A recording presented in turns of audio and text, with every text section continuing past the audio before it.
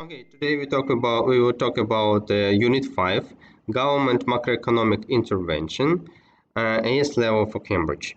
The topic is correction of inflation and deflation. Okay, don't be confused with disinflation. Deflation and disinflation, they have some differences. Okay, let's have a look at the difference. We have inflation, for example, if the color was $1 and becomes 1.5, the price has been increased by 50%. This is example of inflation. Deflation is when the color was $1 and then became 0.5. The price has been changed, it's become cheaper, and the rate is a negative sign, minus 50.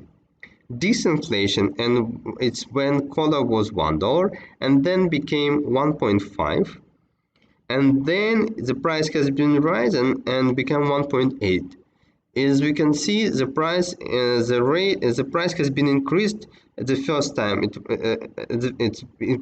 has been increased by 50%. Then it has been increased by 20%. It's still rising, but the rate has been decreased. Yeah, and today we will talk about inflation and deflation, and we will not consider disinflation because it's still inflation in the country, but just with a smaller rate. Okay, learning objective. We have for this unit we have four learning objectives. Today we will cover the first two: distinguish instrument of each policy, assess the effectiveness of fiscal, monetary, and supply-side policy to correct inflation and deflation, not disinflation. Okay, let's talk about the first distinguish instruments of each policy. First learning objective. Basically, macroeconomic. There are four macroeconomic policies. Four main macroeconomic policies. Price stability is a price should be stable, yeah, and full employment. It means that it's not like zero unemployment. Full employment is considered when economy only has two types of unemployment: is a frictional and structural unemployment, and does not have another. There is also another type of unemployment. We call it cyclical unemployment. Cyclical unemployment it happens when we have a business cycle like this. When we have a boom and recession. In this case, we will talk about cyclical unemployment. Therefore, full employment is only frictional and structural unemployment. Number three, balance of payments. Actually, it's equilibrium balance of payments. We have to maintain the balance of money of foreign currency which come to the country and come out of the country, and it should be balanced. Economic growth. When we talk about economic growth, we talk about a rise in GDP. If economic growth is a 50%, it's not good. It's not good because if economy is rising so rapidly, the price rise and there is a depletion of natural resources. Yeah, maybe some resources they are not used properly. Therefore, like stable economic growth about 4-5%, maybe for some countries 6-7 is very. In this case, is very good. But just some small stable economic growth is good for economy. Additionally to these four, we can add these two: concern for the environment. As I said, if we only concern about economic growth, we can forget about environment. Of course, our system, our economy should be sustainable. Everything what we have to do should be sustainable. If you provide some environment and some closed economy, it should people have to live, have to grow. Animals also have to, the non-population of animals has to grow. Also, like plants, other organism, they have to live and survive. Not if the system, if the closed system will die, it's not considered to be sustainable. Therefore, we have to concern about environment. And number 6 is income redistribution. It's actually government as a Robin Hood, who is taking money from rich and give it to poor. Of course, it should the government should not like make everyone is equal. It's impossible, but it's better to have the lowest income inequality as lowest as possible, because if the economy, if it's too much poor, it's very bad. Yeah, can you imagine it's a, with too much poor people, maybe they will fight, there will be a lot of drugs and trash, etc.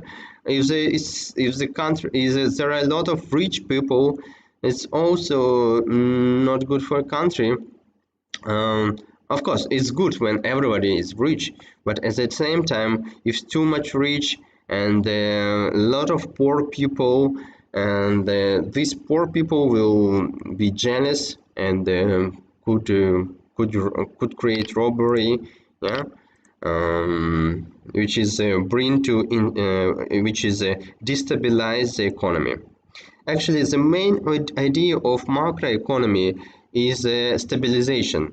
The economy should be stable with slight economic growth, of course. Yeah. Okay, let's see.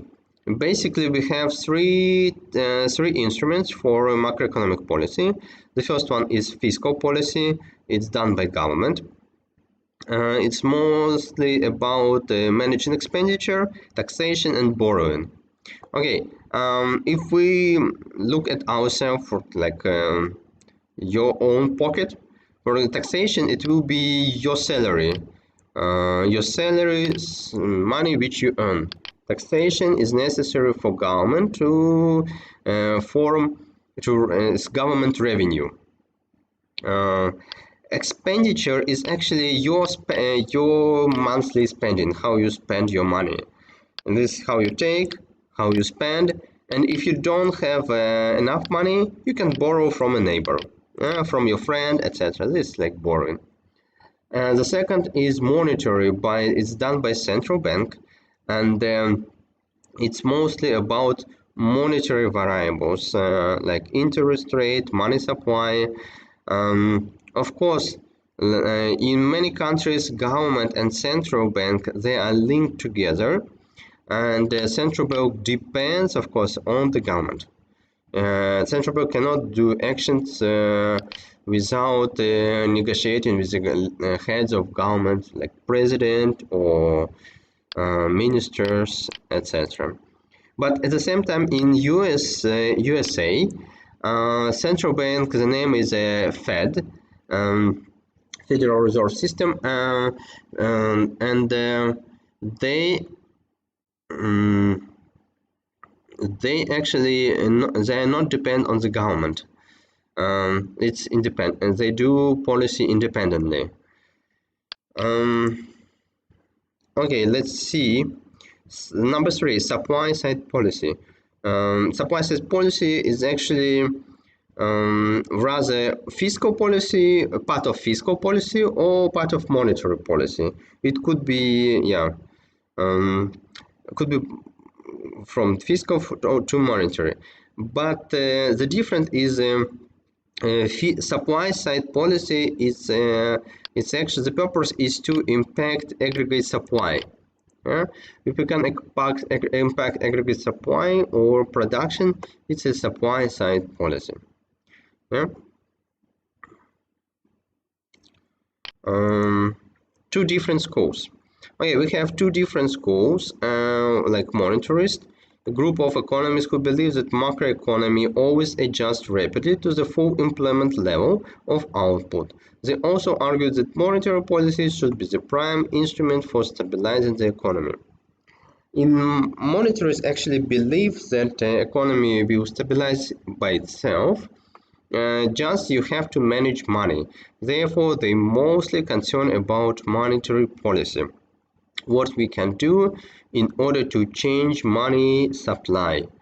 Keynesian economists, a group of economists who believe that a macroeconomy could settle in equilibrium that was below the full employment level, and more active approach to managing was necessary. To managing economy was necessary. Here, Keynesians, they believe that, for example, if aggregate demand will go down, it will still be equilibrium, just new equilibrium, and the economy will live in new reality when the unemployment will be high, and in order to like, could you imagine, for example, 10% of unemployment instead of 5, which could be full employment level, but it's considered to be normal, and therefore government should take some actions and encourage market to grow. Therefore, they have to find active approach. Yeah. Okay. Okay. Let's talk about monetary policy. Monetary policy are categorized as expansionary or contractionary policy. Actually, the fiscal policy also has expansionary and contractionary. The logic is very simple. It's actually what you want to achieve.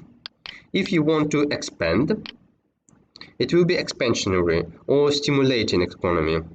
If you want the economy to grow, if you see that economy is growing too much and you want economy to contract, of course you will use contractionary economy. It's in this case you will make economy to shrink. Yeah, expansionary or contractionary is what you want to achieve. Basically, we have four different types of four different instruments how you can correct using monetary policy. You can correct economy. The first one is open market operations. It's actually buying and selling short-term bonds to either increase or decrease the money supply. As I said, it's more about, everything is about money supply. Yeah. Oh, sorry. And it's everything about money supply, and you just sell and buy and sell bonds. The second is quantitative easing, when central banks buy financial assets from banks and other private sectors with new electronically created money. It's actually bank creates money. It's not print. It is not print coins or paper notes. It's create electronically, just like 1 million, 2 million, 10, 1 billion. Just put some numbers in a computer and create money, then distribute this money among the banks. Change the interest rate.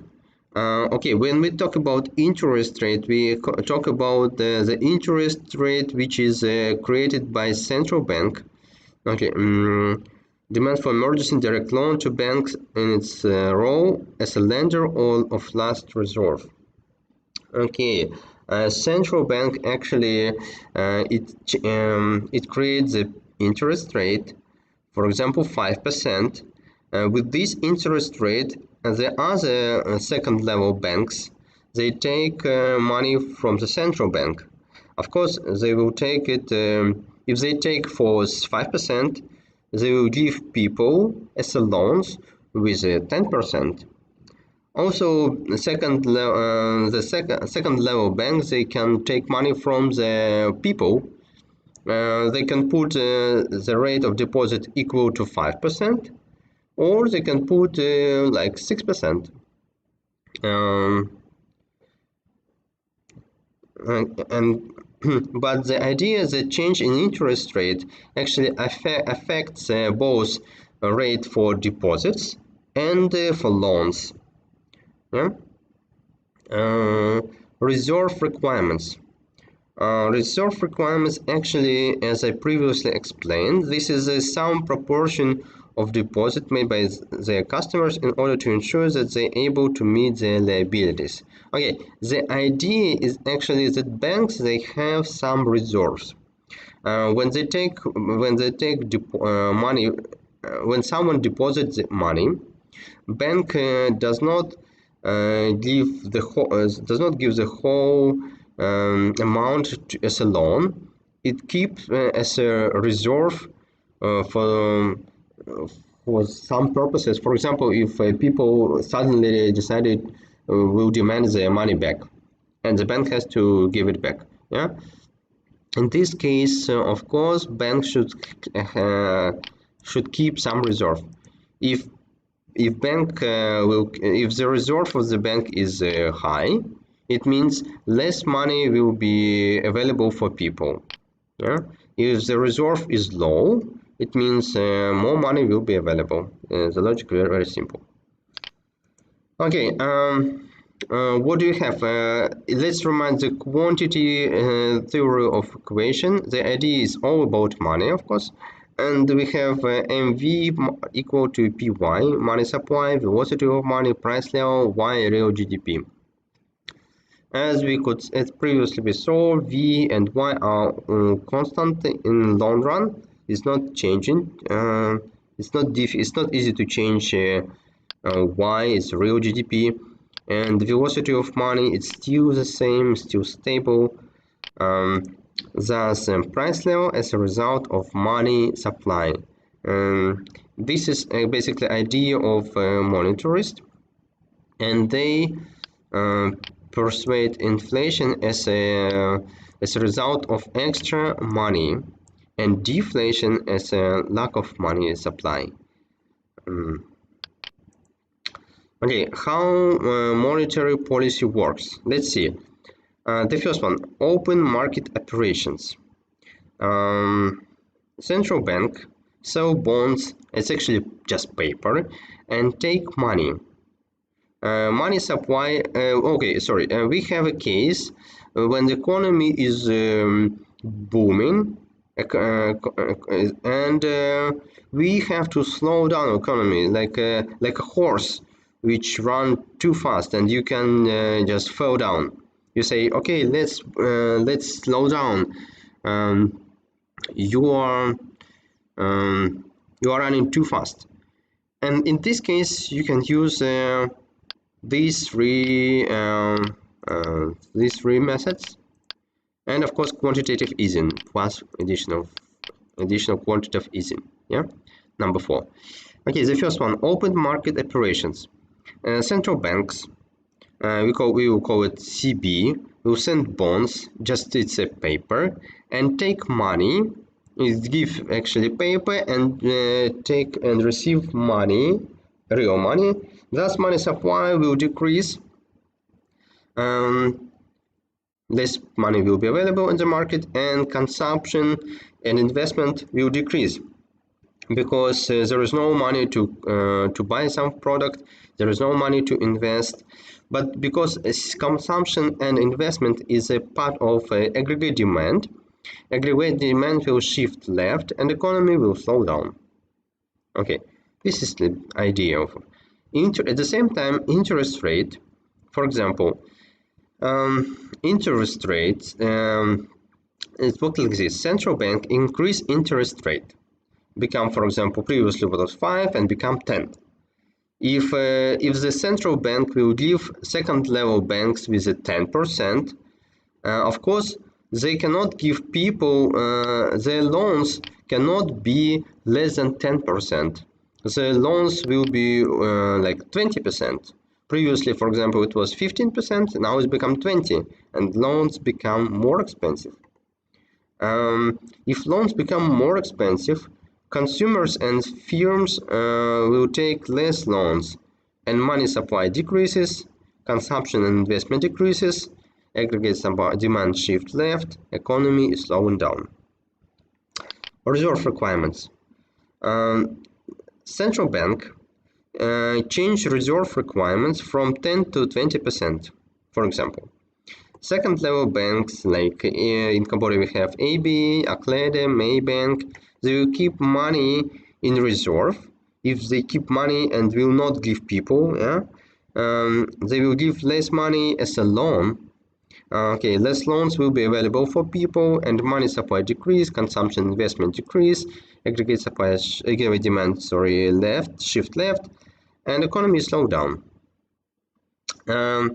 Actually, it works like this. We have to recall bank multiplier. This is a formula for bank multiplier is 1 divided by R. If reserve requirement is 10%, $100 could become 100 multiplied by 1 over 0.1, which is equal to 10%. And we can say that bank could create from 100, it could create 1000.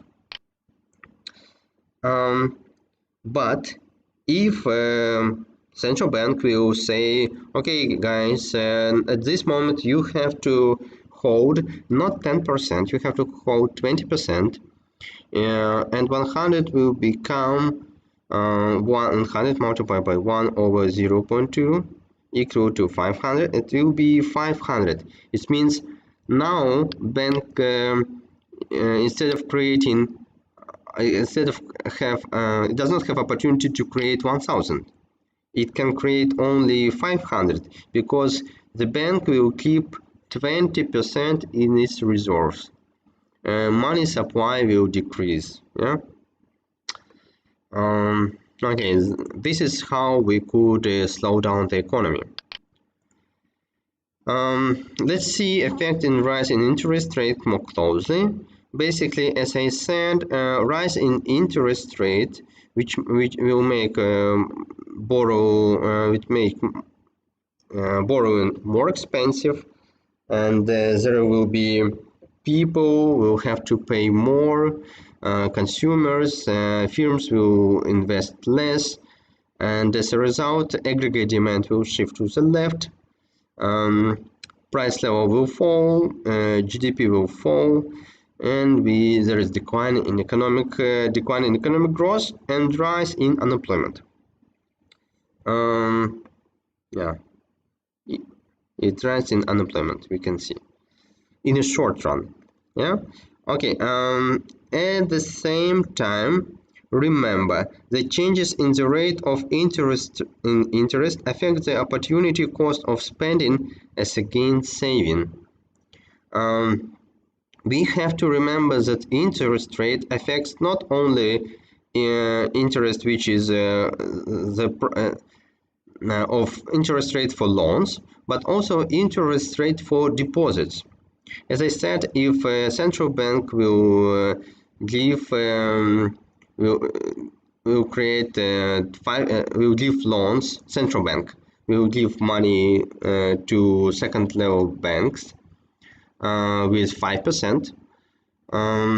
Of course, with 5%, then it will increase to 10%. Of course, the other banks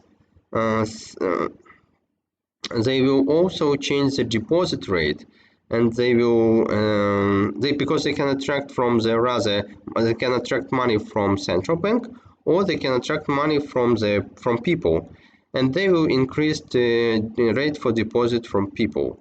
Therefore, like deposit rate will be also maybe 10%, 10 or 11%. In this case, if the interest rate will be high,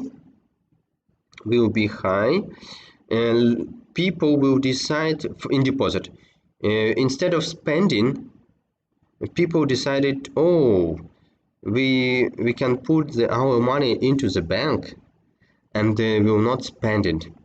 Therefore, if more people will keep their money in the bank and will not spend, the spending will decrease and aggregate demand will shift to the left. Therefore, when we rise in interest rate, its effect also desire of people to spend. They don't want to spend. They want to keep their money into deposit, and aggregate demand shift to the left. Yeah. Okay, and number four is number four we have quantitative easing. The quantitative easing is when we can do it, yeah, when the rate of interest is close to zero and central bank cannot make it lower. Let's imagine the situation. You want to actually quantitative easing is used when you want to stimulate economy. For example, you want to stimulate economy and you are trying to decrease interest rate. And it's like in US, it's already US has decreased interest rate and it's become 0.25, is almost close to zero.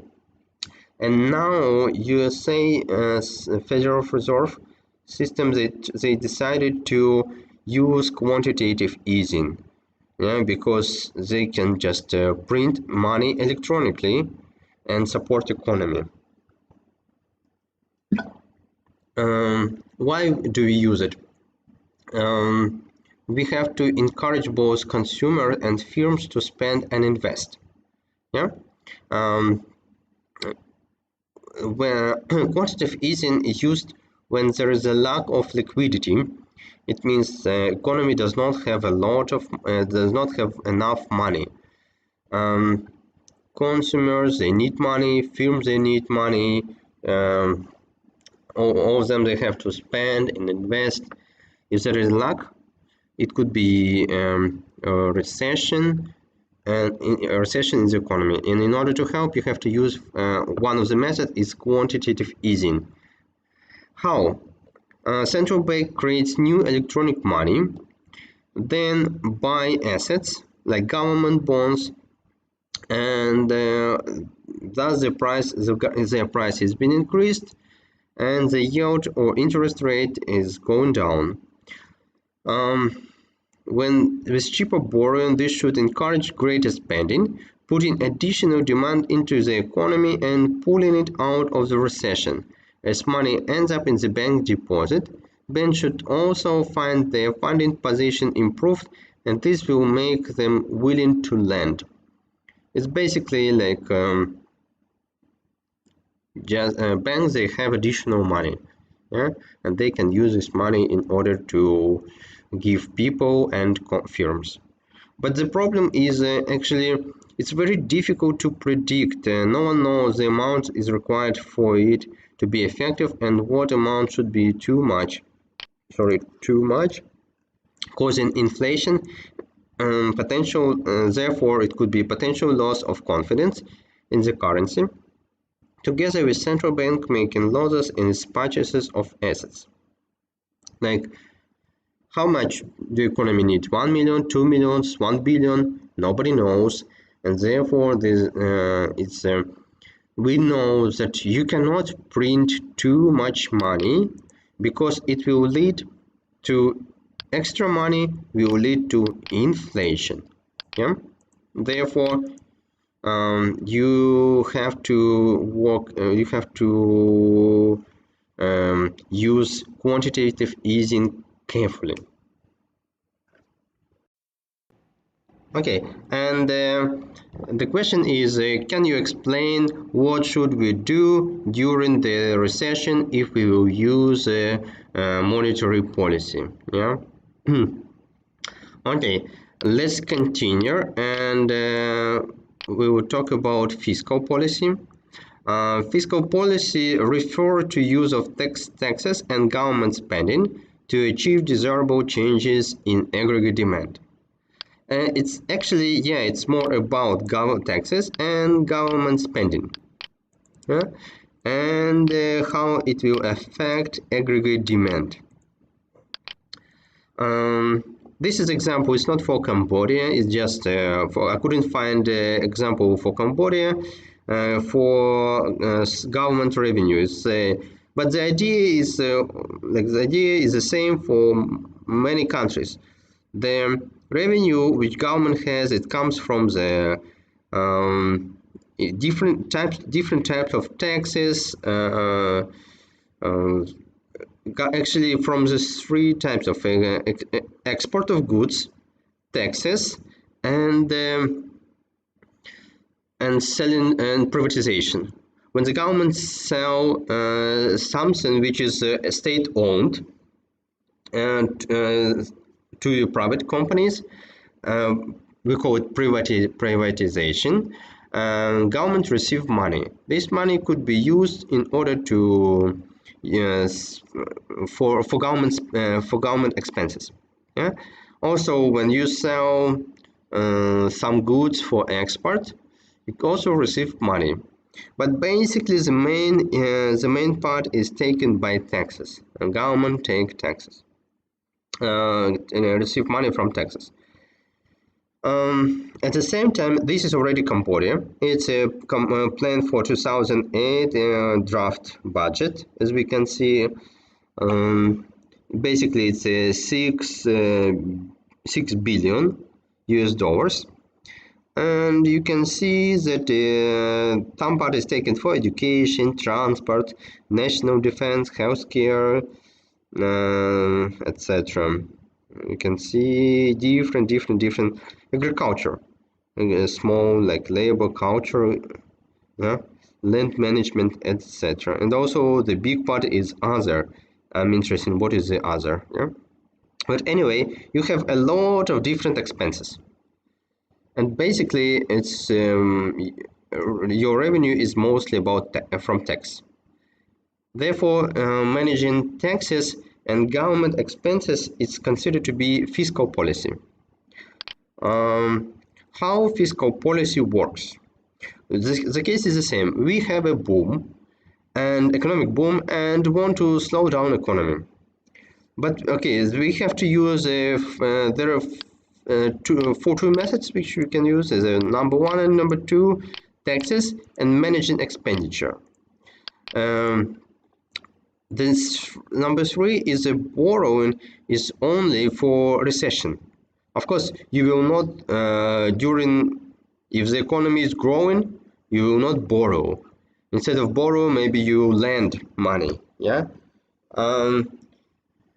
Therefore, let's have a look at the first one, changing tax, how it works. Government increase income tax for people. For example, previously the tax was 10%, now it's 20%. People have less money and consumption decreases because consumption C is a part of aggregate demand. Aggregate demand will shift to the left and economy will slow down. Yeah. Number two, managing expenditure. Government decrease spending. For example, spending for educational, road, social aids, launch of ballistic missiles like North Korea. You can read some information if you press this link. Some spending for NATO, military spending. Of course, it's a huge, especially military, is a huge spending. But at the same time, government spending is a component G. If it decreases, aggregate demand will shift to the left, and economy also will slow down. Yeah. Therefore, it's rather is increase in tax or decrease expenditure. And the third case is when you have a recession. Yeah, if government, for example, and you want to help economy, but only during the recession.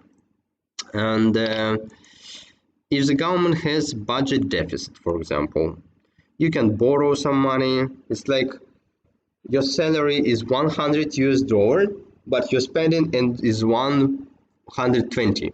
Of course, you will have deficit. You need $20. You come to your neighbor, to your friend, and say, "Hey, can I borrow some money?" This is government the same. Borrow money, then your expenditure is still be greater than revenue. Government G, component G increases, aggregate demand increases, and economy is recovering. Yeah, you take money, you support yourself, you can survive. You say next month I will pay you back. Yeah. As a monetary policy, fiscal policy also could be expansionary and contractionary.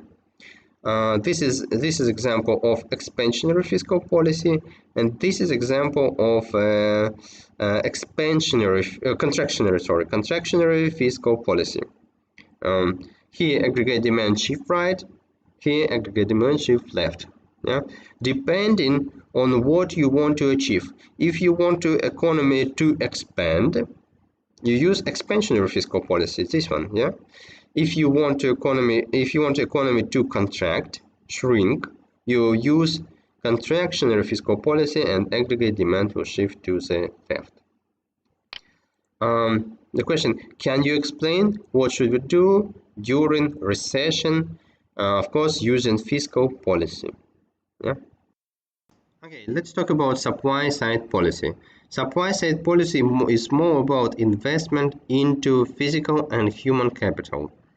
There are different policies like reducing marginal tax rates, improving labor flexibility, mobility, improving education and skills and training. Actually, this is often you can see in a Cambridge MCQ questions, improving education, skill and training. Deregulating markets previously dominated by state monopolies, eliminating imperfection in labor market, incentives to enable business startups, improvement in infrastructure. It basically everything what influence aggregate supply. But at the same time, you have to understand this. Supply side policy may also shift long run aggregate supply. It's not about only short run. If productivity improvements are sustained, it means in the long run we still have these improvements. Basically, it's referred to education, skill and training. It takes a lot of time and it's sustained for a long time. Yeah. Therefore, in education, there is a right shift training, a right shift in aggregate short-run aggregate supply, and also long-run aggregate supply on the right. Okay, how we can distinguish supply side from non-supplied or like from others? It's actually, for example, cutting tax is a fiscal policy, but cutting tax for companies is a fiscal policy, but referred to supply and also supply side policy. It is policy to stimulate companies. Increase government expenditure, fiscal policy. Increase government subsidies. Subsidies is also part of expenditure.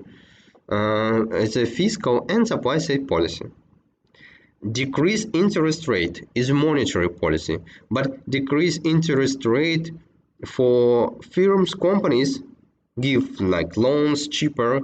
It's monetary and supply side policy.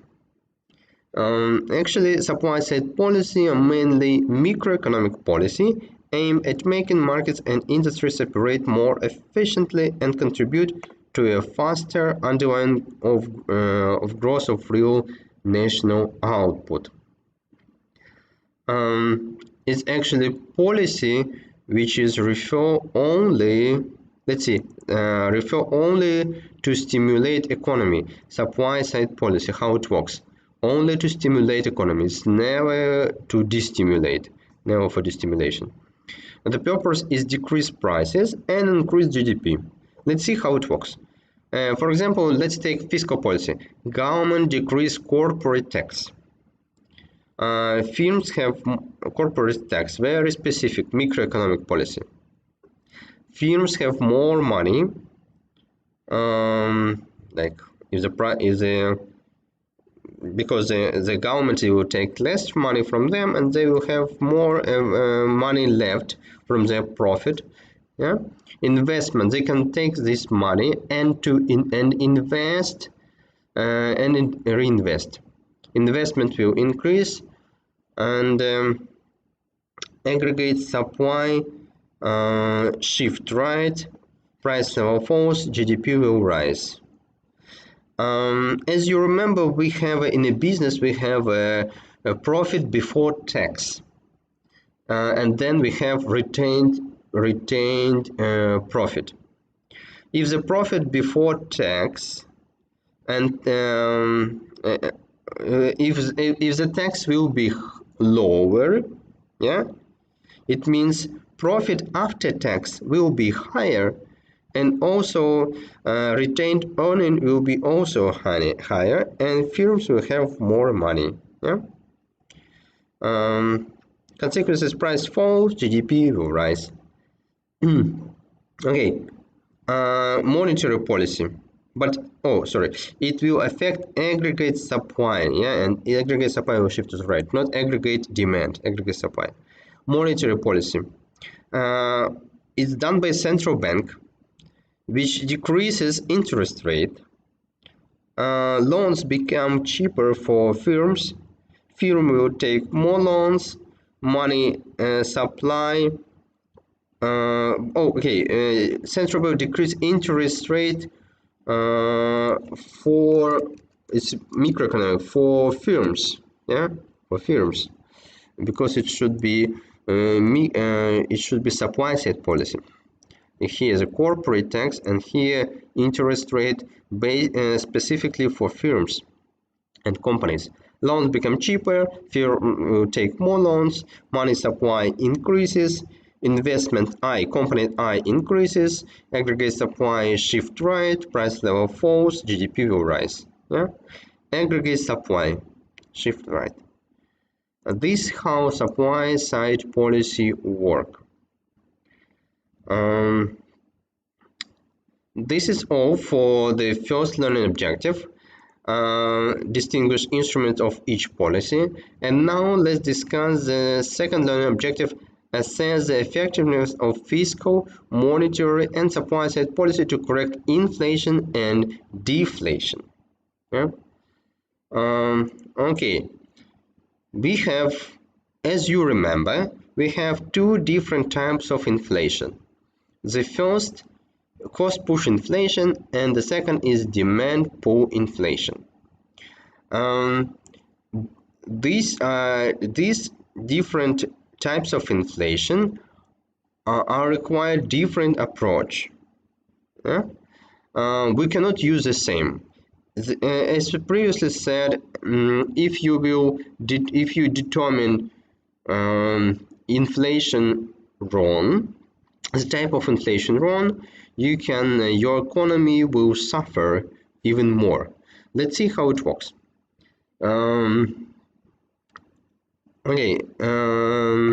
For example, we have cost push inflation. Yeah. Let's see.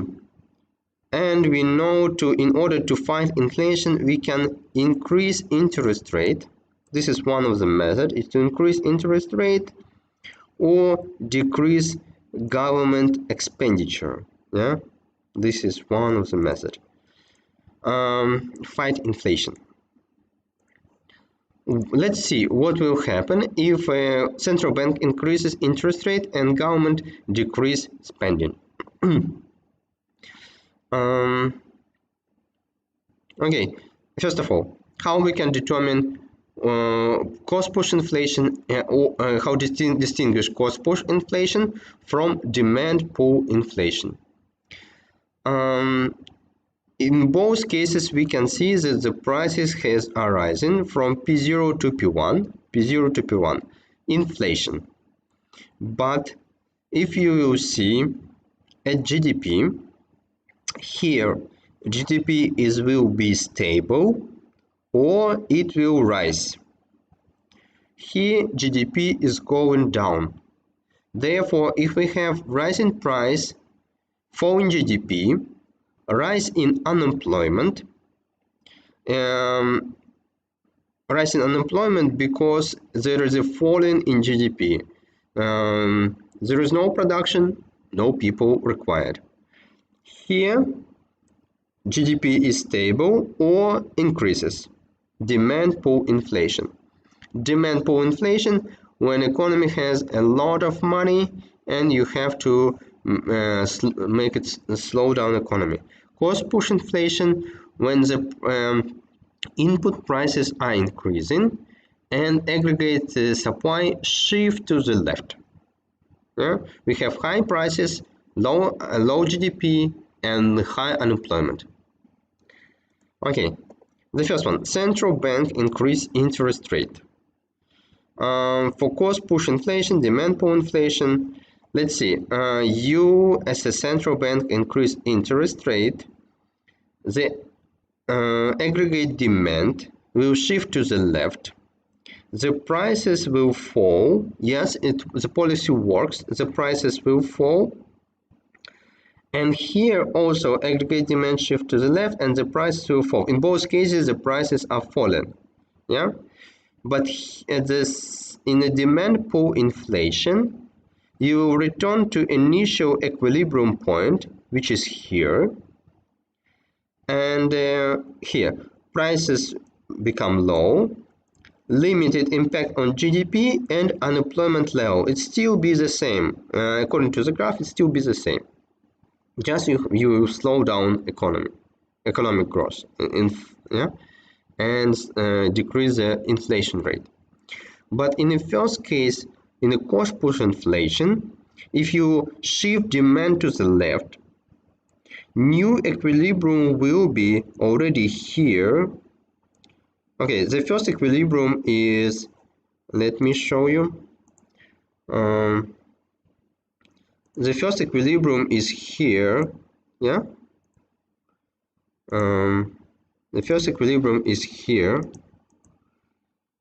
Then the second equilibrium is here, and the third equilibrium will be here.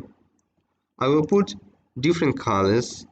I will put like yellow,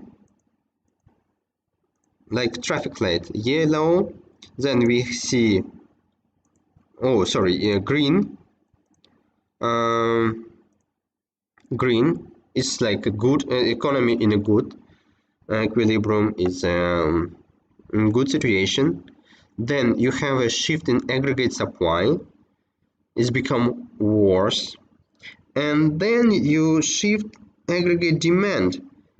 The price has been decreased, but at the same time your GDP, as you can see, let me show you, your GDP will fall.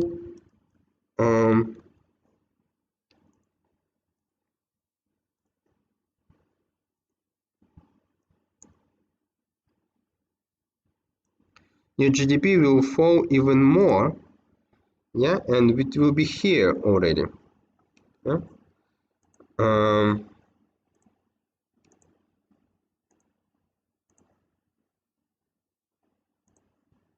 Your GDP will fall even more. In this situation, the GDP will fall and unemployment will rise. Yes, you will find the price, but the consequences will be the rise in unemployment level. Yeah? Low prices, low GDP, and high unemployment. This is cost push inflation. Could you do it by yourself and explain what will happen to economy if government decrease spending? Could you demonstrate the consequences of this method? Okay, next one, deflation. Deflation, as you can see, when the prices are very low, here we have aggregate demand, and then aggregate demand shift to the left, and the price level has been negative, less than zero. It's zero, less than zero. Okay, what we can do in this situation? Of course, we have to use